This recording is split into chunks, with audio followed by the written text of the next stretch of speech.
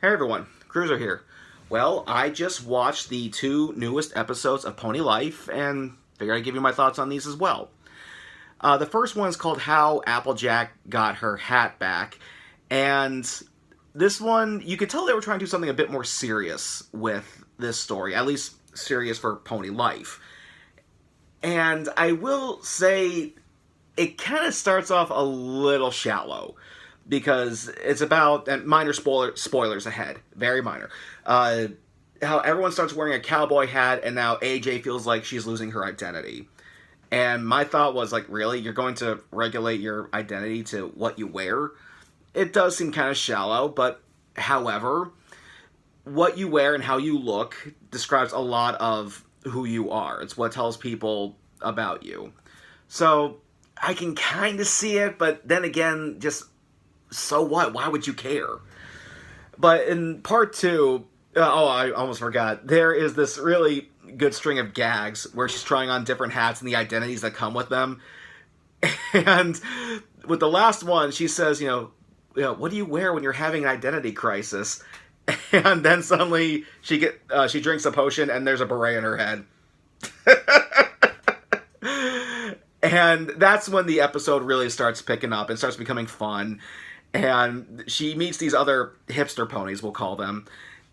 And they did a really clever joke with the naming there, because if you notice in My Little Pony, everybody has peculiar names like Rainbow Dash, Applejack. Well, these hipster ponies, their names are like Matt and Derek. That's a clever joke, Hasbro. I'm going to give you that one. But in the end, she basically realized, who cares? She's still her. And definitely good on her. She learned the lesson. And it's definitely my favorite out of the two. Now, the next one is called Cute-Pocalypse Meow, which, cute title. And it's about how Fluttershy befriends this cat, and how the cat is basically just kind of mean. But he gets away with it because he's cute. I'm pretty sure there's a lot of people in our community who have done stuff like this. But I will say the audio feels a bit off for this, because there are times where it feels like the background music is overpowering the audio from the dialogue. And that can get a little messy at times, because I need to hear what the characters are saying, not so much the music. And also, Spike is in this episode. However, two things. One, his screen time is very short, but then again, so is Pony Life in general. And he is not voiced by Kathy Westluck. He is, however, voiced by Tabitha St. Germain.